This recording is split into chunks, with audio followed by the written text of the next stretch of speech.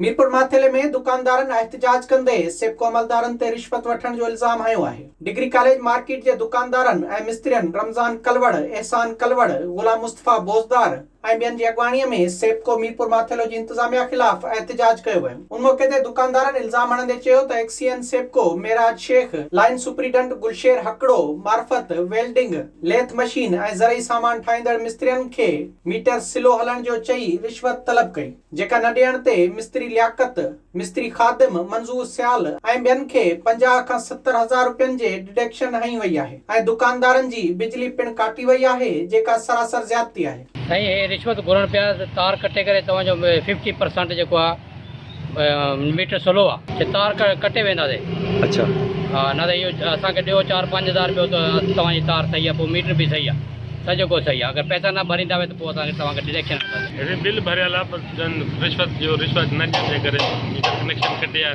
एहतजाज कंदड़ सेबको चीफ ऐं ॿियनि आला अमलदारनि खां मुतालबो कयो त ॼाणायल अमलदारनि खिलाफ कार्रवाई करे इंसाफ़ फराहम कयो वञे। विजिट कयो अवामी आवाज़ मीडिया ग्रुप जी वेबसाइट awamiawaz.pk।